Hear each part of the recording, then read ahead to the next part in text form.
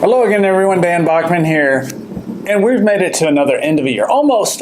So today is the 30th of December, 2023, and I may have something special for you tomorrow. It's a little secret, but it'll be short. We'll see. We'll see if I can do it. Just kind of a little end of year parting gift. But welcome back. Always so glad to see all of you guys and read all of your comments. Just so amazing. I was just reading some today.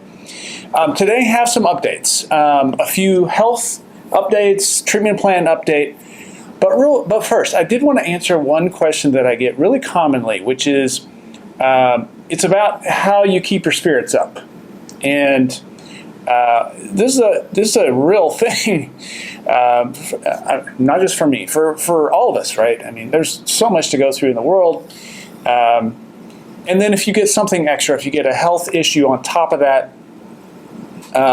It seems like you've got two paths, right? You can say, oh man, this huge thing just dropped on top of me. I have no control over it or very little control over it, and just lapse into depression and woe is me, and just kind of focus on that exclusively, right? Or you could go this other way, which is I'm going to find what I can do. I'm going to find the bright spot, if there is one, or if there are several, who knows? And that little fork in the road there was something I hit pretty early on, and I'll say the approach I kind of started with is basically live your. I've said this before, I think in another video, but I decided that I was going to live my life like I was just going to keep on living, as opposed to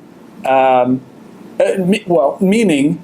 Doing all the things I love to do, still doing all the things, maybe doing more of them, or doing things I'd put off that I had been excited about, like projects or talking to people or catching up or self-improvement in some ways, reading more, whatever the things are. I decided, you know what, I'm going to go down that path.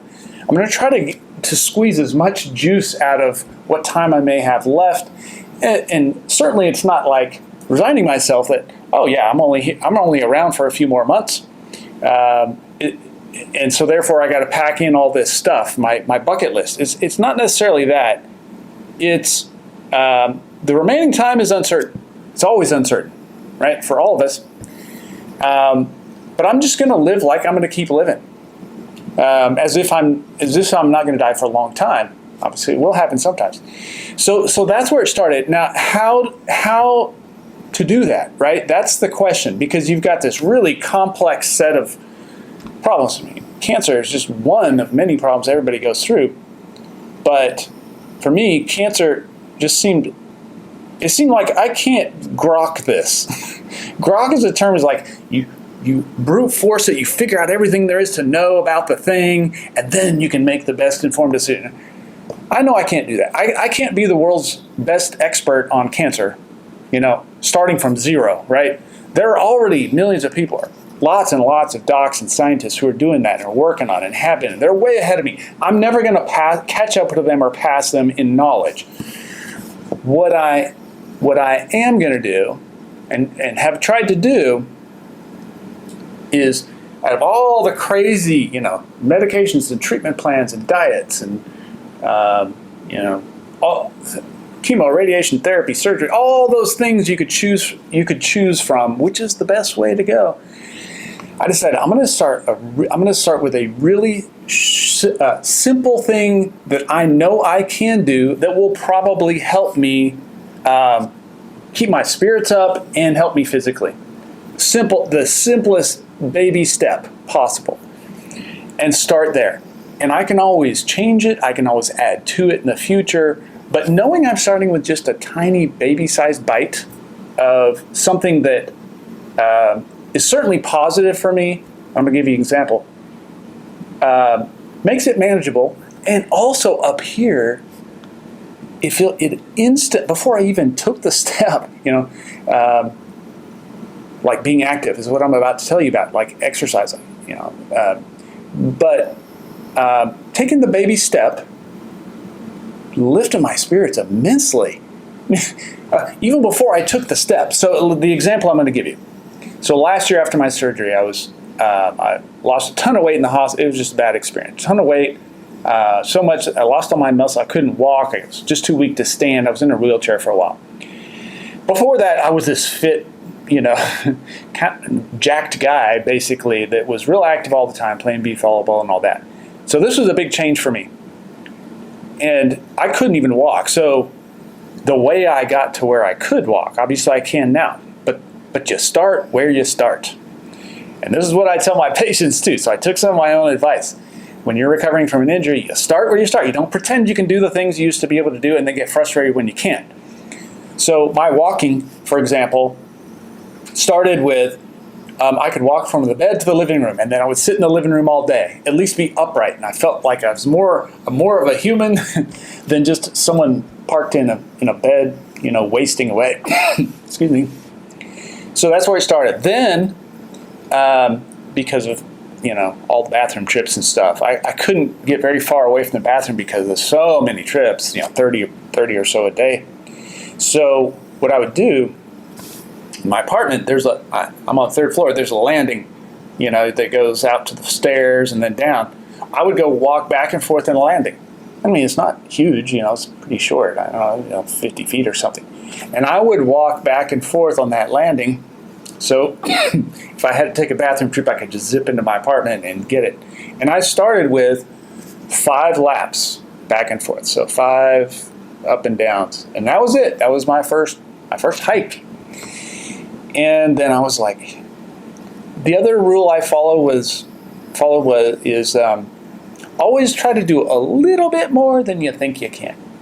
A little bit more. So I would go out there saying, I want to do 5 laps. I'm going to try to do 5 laps. And I was on my 4th one. I was like, I wonder if I could do 6. So I would do 6 laps, and then I could do 6. The next time you go, you're a little stronger. You can do it's 8, and then 10. Then I would go down my parking lot and go up and down my parking lot. So I'm still, close to home base if I need to escape and hit the pit stop there. But that's where I started. And of course,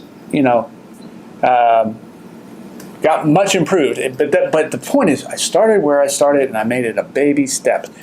Now, related to this, since we last talked, I was finally able to talk to the guy who sent me these shirts, which I love. I mean, I love the thought behind them. The thought behind them is the main thing that I love. But they fit me well. They're trim because I'm skinny because I lost weight, right? So they fit me. They're not these big boxy shirts I'm swimming around in. And I finally had a chance to talk to him. His name is Alan Ferry. So Alan lives in Boston, and we had a chance to talk on that. He has a very interesting story. He runs the Race Cancer Foundation. It's racecancer.org. And he told me how he got into that business. He didn't start as a nonprofit organizer founder. I think he was in a tech business. And then several people around him got cancer and died. His dad recently died a couple of years ago from cancer. And Alan told me it made him mad. And I get that, because, cancer is one of those things, and there are many things on that list, right, that we have no control over that are not fair. Cancer is not fair. It's never fair. No one deserves it. And it makes you want to fight someone. But there's no one to fight, right? So you just feel this impotent rage. Well, he decided to turn that in a good direction. So he took all that energy. And I love hearing people who don't just lay down and take things and they say, you know what, this can be better than it is, and they attempt something, they attempt to make things better. Whether it ends up helping or not, they at least try, right? Well, that's what Alan did. He started the Race Cancer Foundation, and basically he organizes races that raise money for cancer research. And this year, for example, they're raising money for the Massachusetts General Hospital, which is an arm of the Harvard Teaching Hospital, and they're doing cancer research. They donate 100% of their proceeds to this. So this is a labor of love for him. It's very close to him. It's very personal for him. Like it is for many of you, I'm sure. It's either you who have this issue or you know someone who is, a lot of you anyway. So it is personal. And that's what makes it so inspiring for me to see someone like him do something like that. So he told me they have a winter challenge going, and it starts like, we're the 30th right now. The signups are right now, and I just talked to him like yesterday. But you can sign up through January 5th. I decided to sign up. I think it's $15 now. It gets a little more expensive through January 5th. You can sign up through January 5th, but it gets like 20 and 25 bucks or something like that. So I signed up today. Here's what it is. The winter challenge is you run or walk 1 mile distance. I mean, they have different distances, 3 miles, 5 miles. You can run or walk. I'm doing the 1 mile, but your kind of goal, it's just a personal goal. No one's keeping you accountable, but to walk or run 1 mile a day for each day of January. So it's an activity goal, right? And activity is something I struggle with for various reasons, and all of it, many other people do. Time and opportunity to do that, or physical issues. I mean, for me, it's energy and bathroom trips. Those are the things that interrupt me. So I struggle to get enough activity in. So I'm committing to do this. I signed up today. I'm committing that I'm going to jog maybe 1 mile every day through January. Now the cool thing about this, it already feels better to me even though I have not started. That is part of my example I wanted to give you. When hitting these big, complex, impossible to solve things, you find a bite-sized chunk and you commit to it, and you start feeling better immediately. Your spirits rise. And again, this has happened with me over and over. It's happening again here. But I wanted to share it with you, and I also wanted to invite you to join me. If you want. They give you the option to form teams. And it's just, hey, this is a group of, it's nothing special. This is a group of us who are all committing together. And the competitive person that I am, I want to have the biggest team that they've ever had. So I asked Alan what they normally have. So what's the biggest team you've ever had? He said they've had thousands total, several thousand people total who have done this winter challenge. And of course, when it's winter, it is a challenge to get outside and do it. You can do it outside, and if you do all 1 mile every day for 30 days, or whatever January is for every day in January, they give you the winter challenge. They give you the winter warrior badge. I think it is. I think it's called. You'll see it on their website, and I'll throw that up on the screen. But of course, you can walk indoors if you don't have the ability to, or you have a treadmill or something like that, or you just want to pace in your own house. So get creative. Find the version of the thing that you want to do that you can do. Again, this is one of the little things I tell my patients when they're trying to get over, maybe they're coming off surgery and we're doing their rehab. There's always a version of the thing you want to do that you can do. That's where you start. You don't pretend you can do the stuff you can't yet, but it puts you on a track of doing more and getting closer and closer to your goals. In my case, it's activity goals. I want to become more active. So anyway, I'm going to share that with you. Now, Alan also very kindly gave me a coupon code to pass along to you to get you $5 off if you want to join. Of course, you can do it on your own for free. And I would love to know that you're doing that. We're all doing this together. But if you would like to, as part of the Winter Challenge and contribute to cancer research, I'll put a link in the description down below. And the coupon code is drdan. It's DRDAN. Dr. Dan. I'll throw that up on the screen too. And that'll get you $5 off. So if you want to do that, fantastic. But I wanted to use that to illustrate how the little trick or technique or hack that I use to keep my spirits up. Is find the baby version of the thing that you want to do, that you can do, and then you can gradually add to it, and it's amazing how effective that is.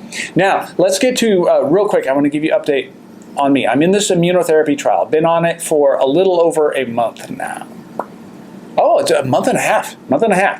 So I started November 15th. It was 2 meds. It was the immunotherapy med, and it was this other one called trametinib, which gave me the massive rash and all that constipation and not fun stuff, right? So I petitioned my doc, and she very kindly, and of course it's built into the program, they said, all right, let's take you off for the last 2 weeks. So I've been off it. My rash is much better. It's not in my nose and ears and everywhere anymore. My heart function was another reason she took me off, because I had gotten a MUGA scan, which is a scan of heart function, the ability to pump blood, which is what we wanted to do, right? Well, mine had been dropping since I'd been on this drug. It's a known side effect of trametinib, along with some other nasty stuff, right? Took me off 2 weeks rapidly, and I just had another MUGA scan 2 days ago. It's improved. In fact, it's low normal now. It had dropped a bit below. So my heart ejection fraction is the thing they were tracking with that scan, which is how much blood can your heart push out with each beat. Mine was dropping. It was getting less and less. So that explains why I was dizzy, why I was having to catch my breath on stairs, why my brain was a little slow and foggy, all these things. Constipation also explains that. So I just met with her again. She's like, yeah, your tests are looking better. Your lab work's looking better. I talked with the sponsor. She says this.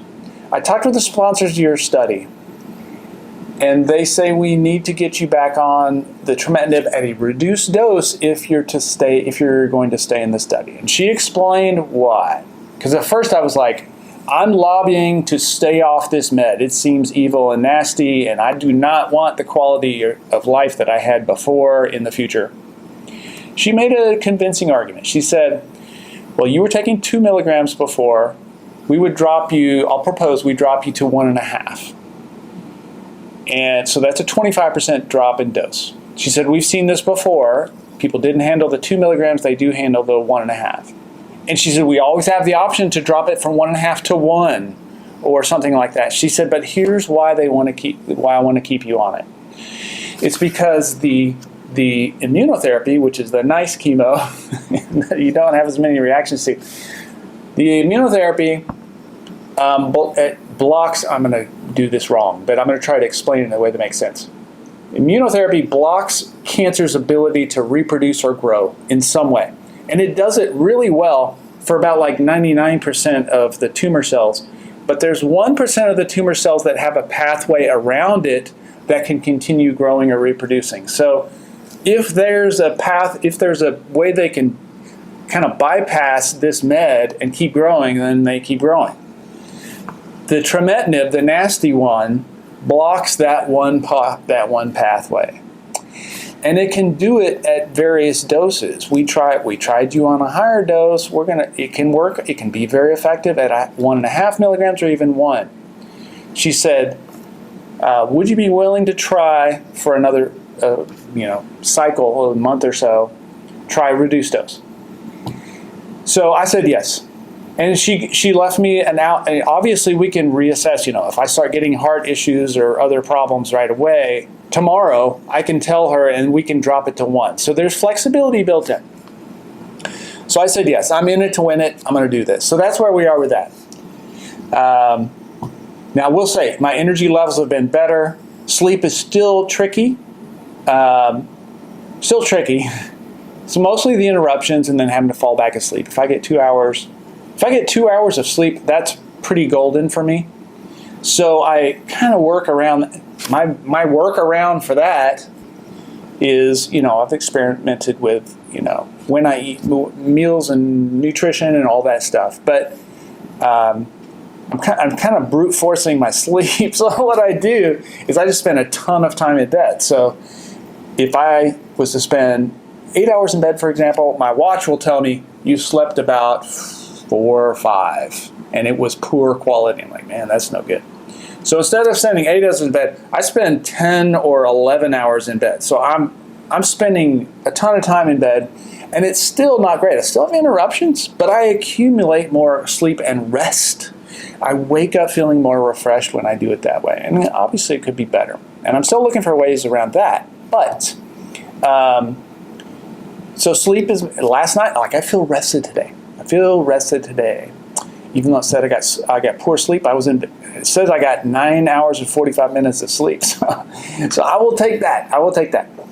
So just as a summary, those are the only new things. I don't think I have. I have a CT scan, chest, abdomen, pelvis, I think in first week or 2 of January. So I'll make sure that I'll let you guys know where that. So this is a big one. This is the big test. Oh, I totally forgot. my CEA marker, which is a tumor marker. It's a blood marker that we test to track tumors. Normal range for CEA, mine has dropped. That's the change. So it dropped from, I want to say, 54 to about 35. Normal's like 1.5 to 3. So it's still higher than it should be. But it's trending, it has trended down in just 1 month. Just 1 month. And in that month, I've been on this trial. So that's a first positive.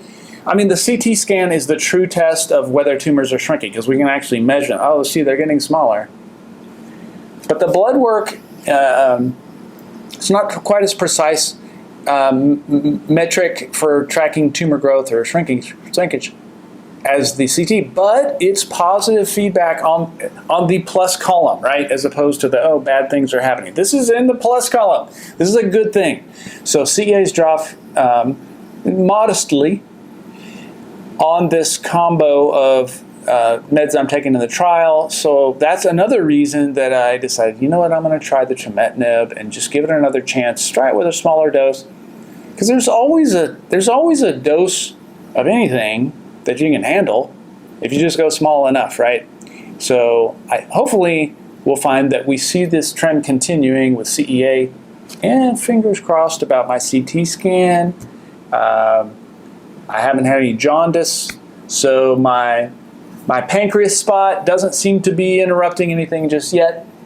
So basically I'm pretty stoked going into year end and very excited about the new year ahead, man. Very excited about the new year ahead. So thank you for being here with me. Thank you for caring and loving and sharing all of your prayers. Just, if I could see the prayers coming from you guys, it feels like that would just be this, like these love missiles coming at me from all directions. I just feel it. That's a weird way to say it, but that's what it feels like. I can almost see them around me.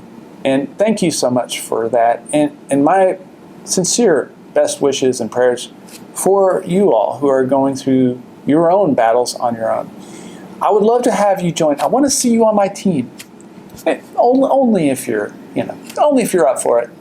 But try, even if you don't, try to do a little bit more than you think you can. Just a little, as you're able to, and only you know what that is. Anyway, I love you. My heart goes out. Merry Christmas, Happy New Year. I'm looking forward to seeing all of you throughout all of next year, 2024. Thanks, guys.